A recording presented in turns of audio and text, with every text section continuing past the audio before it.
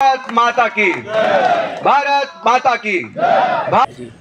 हर एक 70 वर्ष के व्यक्ति के लिए आयुष्मान कार्ड की घोषणा कर दी गई है। अम्बेडकर नगर लोकसभा के अंतर्गत स्थापित हो रहे हैं। जैसे पूर्वांचल एक्सप्रेसवे के बगल उल्टा चोर कोतवाल को डांटे, समझ रहे हैं, उन्हीं के कार्यकाल में प्राइवेटाइजेशन शुरू हुआ है। भारतीय जनता पार्टी ने ज़्यादा से ज़्यादा 1000 एकड़ ज़मीन को एक्वायर किया गया इंडस्ट्रियल एरिया के लिए। माफियाओं को या तो सलाखों के पीछे भेज दिया और या तो परलोक भेजने का के पास पक्की छत होगी, बिजली का कनेक्शन होगा। साथियों, पीने के लिए स्वच्छ इलाकों में महिलाएं पूरी तरह से सशक्त बन रही हैं, समूह के समूह चलने का कार्य करते हैं। उन्हें बाहर जाकर के पीडीए की बात करेगा कोई, साथियों कहेगा कि संविधान खतरे में है।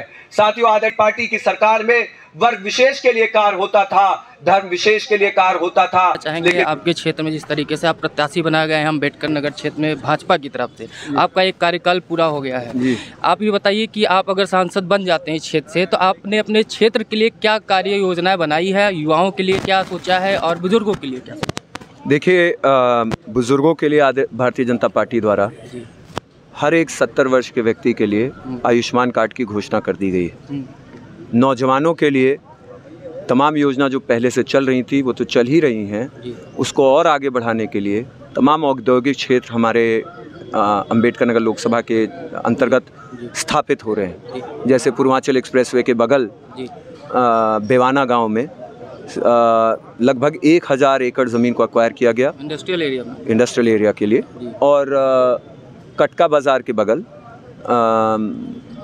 कटका गांव के बगल भी लगभग 1000 एकड़ ज़मीन एक्वायर करके वहाँ पे भी इंडस्ट्रियल एरिया बनाया जा रहा है, औद्योगिक क्षेत्र बनाया जा रहा है। ये दोनों क्षेत्र हमारे ही औद्योगिक क्षेत्र, ये अपने जो पूर्वांचल एक्सप्रेसवे और गोरखपुर लिंक एक्सप्रेसवे निकल रहा है उसके अगल बगल बना करके बड़ी बड़ी मंडियों से इन औद्योगिक क्षेत्रों को जोड़ करके हमारे ग्रामीण इलाके के युवाओं के लिए, हमारे लोकसभा के युवाओं के लिए अच्छे अवसर पैदा करेंगी, रोजगार के लिए, स्वरोजगार के लिए। विपक्ष आरोप लगाता है कि सरकारी नौकरियों की कटौती कर दी जा रही है और प्राइवेटाइजेशन को बढ़ावा दे दिया जा रहा है सरकार के द्वारा।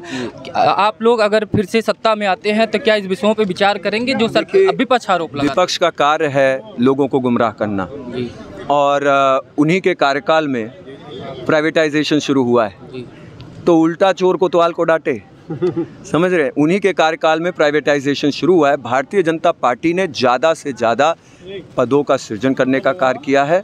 और आप देख भी रहे हैं, चाहे लेखपाल की नौकरी निकली हो, चाहे पुलिस भर्ती की नौकरी निकली हो, हर जगह जो है नौकरियों का सृजन किया जा रहा है। और उसी के साथ साथ निजी क्षेत्र में भी एक ऐसी व्यवस्था बना करके, चाहे रोडों को बना करके, बड़ी मंडियों को जोड़ करके उद्योग को ग्रामीण इलाके में लाने का प्रयास किया जा रहा है। पहले उद्योग दिल्ली और मुंबई के इर्द गिर्द ही रहते थे, अब उद्योग बुंदेलखंड में भी बन रहा है भाई, डिफेंस कॉरिडोर, और उद्योग जो है हमारे अम्बेडकर नगर में भी लगने जा रहा है। तो इससे ग्रामीण इलाके में पहुंच करके भारतीय जनता पार्टी ये सुनिश्चित कर रही है कि ग्रामीण इलाके तक ये विकास पहुंचने का कार्य करे। जैसे विपक्ष आरोप लगाता है कि अगर बीजेपी के पास 370 राम मंदिर मस्जिद मुद्दा हटा दिया जाए तो बीजेपी के पास कोई काम नहीं है चुनाव लड़ने के लिए, तो आप क्या कहना चाहेंगे इन आरोपों पर उनके?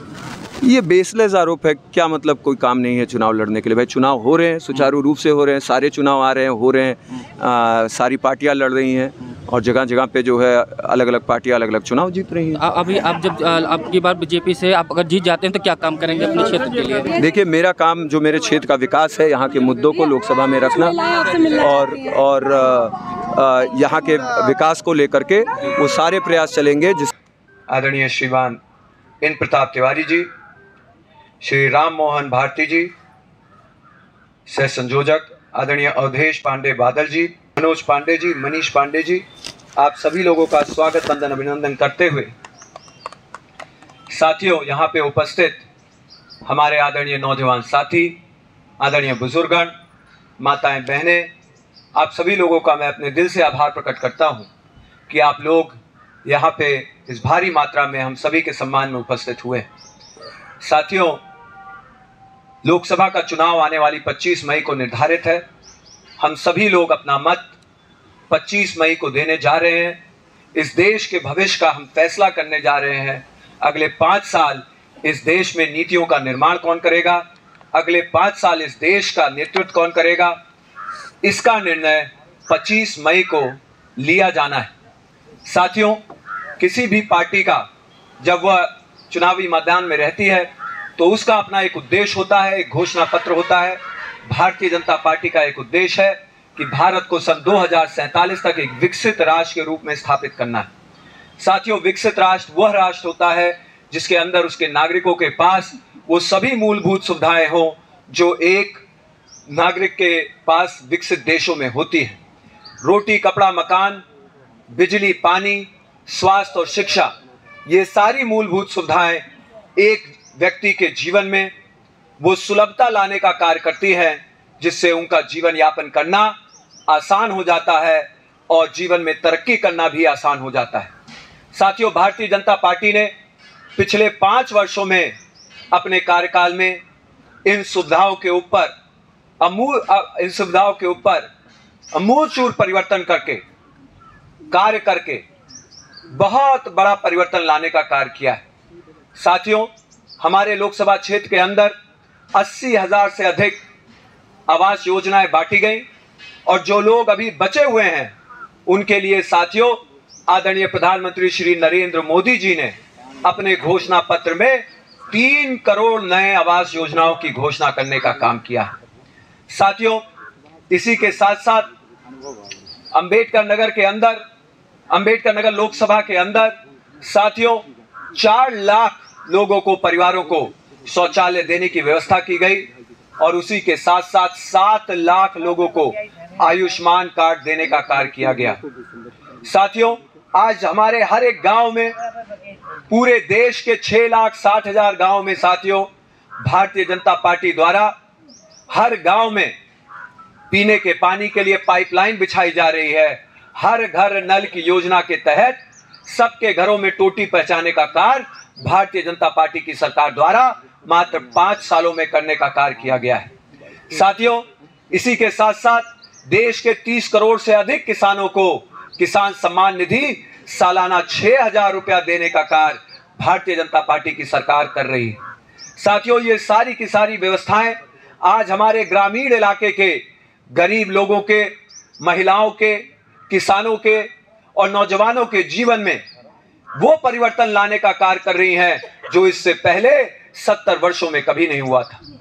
इससे पूर्व की सरकारों ने साथियों निरंतर जितना भी धन सरकारी कोष में रहता था उसको भ्रष्टाचार की भेंट चढ़ा करके अपनी जेबों को भरने का काम किया है। समाजवादी पार्टी जैसी सरकारें साथियों बड़े बड़े घोटालों में फंसी रहती थी। चाहे वो साथियों आपने देखा हो कि किस प्रकार से समाजवादी पार्टी के कार्यकाल में, अभी आदरणीय बादल जी आपके सामने विस्तार से बता रहे थे कि हमारी बहू बेटियां सुरक्षित नहीं थी और हर जगह दबंगों की कहीं ना कहीं साथियों पूरी की पूरी दबंगई चलती थी और उसकी वजह से हमारे ग्रामीण इलाके के साथी डरे और सहमे रहते थे। आदरणीय योगी आदित्यनाथ जी की भारतीय जनता पार्टी की उत्तर प्रदेश सरकार ने सभी गुंडे माफियाओं को या तो सलाखों के पीछे भेज दिया और या तो परलोक भेजने का कार्य किया है। साथियों, आज हमारा उत्तर प्रदेश और हमारा देश सुरक्षित हाथों में है, जो हमारे नागरिकों को सुरक्षा देने का कार्य भी करती है और हमारे नागरिकों को एक अमन, चैन, शांति प्रिय माहौल देने का भी कार्य कर रही है। साथियों, मैं आपसे जरूर अपील करना चाहता हूं कि आप लोगों ने देखा था कि समाजवादी पार्टी के कार्यकाल में किसी चंद गांव को लोहिया गांव के रूप में चिन्हित कर लिया जाता था और उन्हीं गांव में सिर्फ बिजली पहुंचती थी, उन्हीं लोहिया गांव में रोडें बनती थी, उन्हीं लोहिया गांव में पानी की टंकी बनती थी। लेकिन देश के पूरे सभी और गांव पूरी तरह से छोड़ दिए जाते थे, अपनी किस्मत पे छोड़ दिए जाते थे। लेकिन साथियों, आदरणीय प्रधानमंत्री नरेंद्र मोदी जी ने जब उनकी सरकार आई तो साथियों पूरे देश के हर एक गांव के अंदर आज पानी की टंकी बना करके गांव के हर एक व्यक्ति के, देश के हर एक गांव के अंदर आयुष्मान कार्ड दे करके, देश के हर एक गांव के अंदर साथियों बिजली का कनेक्शन दे करके, देश के हर एक गांव के अंदर साथियों रोडें बनवा करके निश्चित रूप से भारतीय जनता पार्टी की सरकार ने एक बड़ा परिवर्तन करने का काम किया है। मैं आप लोगों से निवेदन करना चाहता हूं कि यदि हम चाहते हैं कि आदरणीय प्रधानमंत्री जी का जो सपना है कि ये देश विकसित बने, तो साथियों ये देश विकसित तभी बन सकता है जब हमारे हर एक नागरिक के पास पक्की छत होगी, बिजली का कनेक्शन होगा, साथियों पीने के लिए स्वच्छ जल होगा। और उसके लिए अगर किसी ने कुछ करके दिखाया है तो भारतीय जनता पार्टी की आदरणीय प्रधानमंत्री जी की, नरेंद्र मोदी जी की भारतीय जनता पार्टी की सरकार ने किया है साथियों। और इसके लिए हमें 25 मई को अपना अमूल वोट कमल निशान पे देने की जरूरत है। हमारे यहाँ सम्मुख महिलाएं बैठी हुई हैं। महिलाओं का जीवन इससे पहले साथियों एक बंधुआ लेबर जैसा होता था। शादी ब्याह करके अपने घरों में जाती थी, उनसे तमाम वो अभी भी अपना चौका बर्तन करती थी, सुबह उठ करके खेत में जा करके कटाई करती थी, कटाई करके वापस आती थी साथियों, बच्चों को तैयार करती थी, उनका खाना बनाती थी और फिर वापस खेतों में जाके कटाई करके शाम को वही रूटीन। लेकिन उनकी इस मेहनत को कोई भी ध्यान नहीं देता था और ध्यान तो दूर साथियों उसको कोई रिकॉग्नाइज करने का काम नहीं करता था। लेकिन भारतीय जनता पार्टी ने महिलाओं को अपने पैरों पे खड़ा करने के लिए साथियों हर एक महिलाओं का समूह बनाने का कार्य किया और समूह के माध्यम से 10-10 रुपया इकट्ठा करके महिलाएं खाते में डालने का कार्य करती हैं और उसके बाद सरकार उसके अंदर 2-4 लाख रुपया भेज करके साथियों समूह को पूरा एक्टिव करने का काम करती है।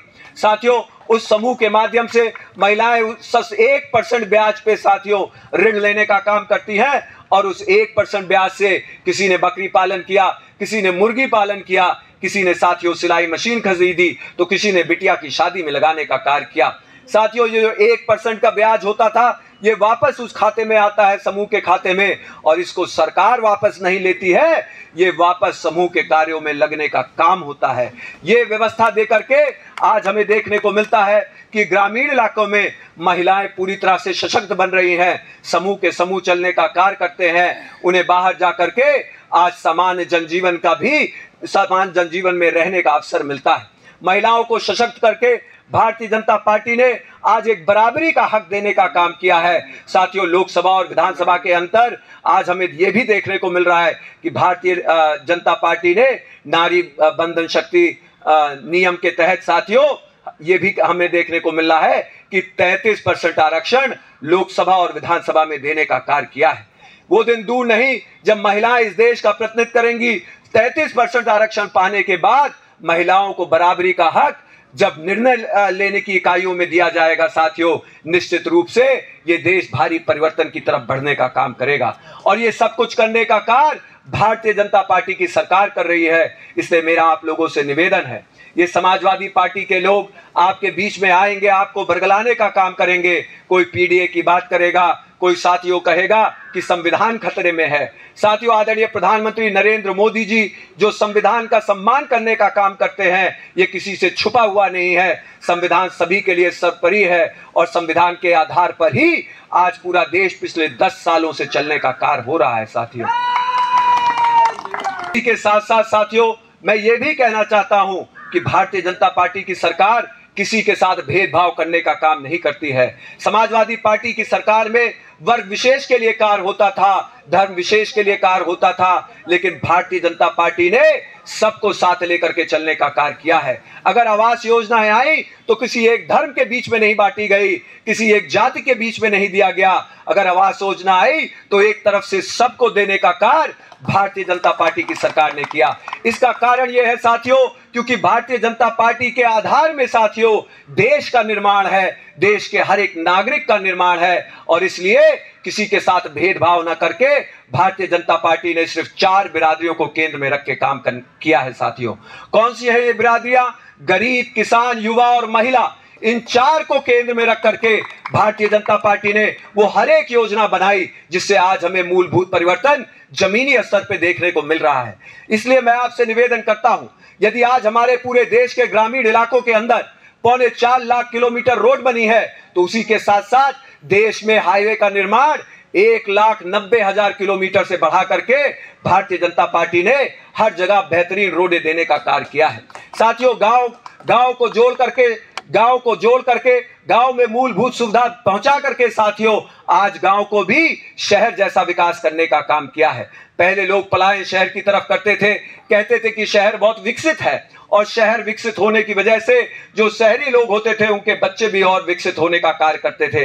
वो क्योंकि उनके सामने एक ऐसा माहौल होता था, सबके पास बिजली होती थी, सबके पास पीने का स्वच्छ जल होता था, किसी को दूर नहीं जाना पड़ता था पानी भरने के लिए, या किसी को डिबरी की लाइट नहीं जलानी पड़ती थी रोशनी करने के लिए। लेकिन ग्रामीण इलाकों में स्थिति दूसरी थी। इसको बदल करके आदरणीय प्रधानमंत्री नरेंद्र मोदी जी ने जो गांव में शहर जैसी सुविधाएं दी हैं, उससे हमारे ग्रामीण इलाकों में भी आज आगे बढ़ने की क्षमता हो गई है। साथियों, आज महिलाओं के पास गैस सिलेंडर मिला। पहले वो कंडी पाटती थी, उनको साथियों लकड़ी इकट्ठा करनी पड़ती थी, पत्तियां इकट्ठा करना पड़ता था, 25 मिनट चूल्हा जलाने में लगता था, और साथियों उसके बाद खाना बनाने में घंटों लग जाते थे। लेकिन आज गैस सिलेंडर देकर के आदरणीय प्रधानमंत्री जी ने महिलाओं के जीवन को, ग्रामीण जीवन को और सुलभ और सक्षम करने का काम किया है।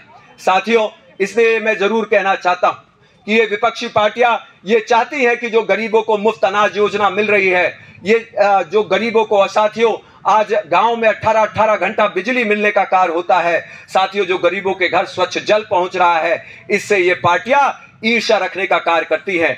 क्योंकि ये सारा का सारा धन जो जमीनी स्तर पर लग रहा है, पहले ये भ्रष्टाचार की सौगात चढ़ के इन पार्टियों के खातों में चला जाता था। आदरणीय प्रधानमंत्री जी ने इसको रोक करके जिनके लिए ये धन आता था उनके घरों तक पहुंचाने का कार्य किया है। साथियों, इसलिए हमें ये निश्चित रूप से आज तय कर लेना है कि हम सभी लोग अपना अमूल्य वोट भारतीय जनता पार्टी के कमल निशान पे दे करके इस देश को विकसित बनाने का संकल्प लेने का कार्य करेंगे। साथियों, क्योंकि ये देश, इस देश की जगह दुनिया के अग्रणी देशों में है। साथियों, हम लोग पिछले 200 वर्षों से, पिछले 500 वर्षों से पीछे होते चले गए। साथियों, आज वो समय आ गया है जब हमारा देश आगे बढ़ करके दुनिया की सबसे अग्रिम पंक्ति में पहुंचने के लिए तैयार हो चुका है। दुनिया की 5वें सबसे बड़ी अर्थव्यवस्था बनके हम तीसरी सबसे बड़ी अर्थव्यवस्था बनने का कार्य करेंगे। ये उद्देश्य भारतीय जनता पार्टी का है, इसमें आप सभी लोगों का योगदान चाहिए। साथियों, देश हमारा पीछे ना हो जाए, ग्रामीण इलाके का विकास न रुक जाए, इसके लिए हमें विरोधी पार्टियों की जमानत जब्त करनी पड़ेगी और अपना अमूल्य वोट कमल निशान पर दे करके भारतीय जनता पार्टी के हाथों को मजबूत करने का कार्य करना पड़ेगा। मैं आप लोगों से निवेदन करता हूं, आने वाली 25 मई को गरीब, किसान, युवा और महिलाएं इकट्ठा हो जाएं। इकट्ठा हो करके साथियों अपने अपने बूथों की तरफ मार्च करने का काम करें और अपने मन में भारत को एक विकसित राष्ट्र बनाने के लिए ये सुनिश्चित कर ले कि अपना अमूल्य वोट कमल निशान पे दे करके भारत को अग्रिम पंक्ति में पहुंचाने के लिए आप लोग अपना योगदान करने का काम करें। साथियों, इन्हीं सब बातों के साथ पुनः आपसे निवेदन करते हुए कि अपना अमूल्य वोट 25 मई को आप कमल निशान पे दे करके अपने हाथों को मजबूत करिए, देश को विकसित करने का संकल्प लेकर के यहां से जाइए। बहुत बहुत धन्यवाद। जय हिंद, जय भारत। भारत माता की, भारत माता की, भारत माता की। जय श्री राम। रितेश पांडे खब्बो तिवारी जिंदाबाद जिंदाबाद। रितेश पांडे खब्बो तिवारी जिंदाबाद जिंदाबाद। इसी के साथ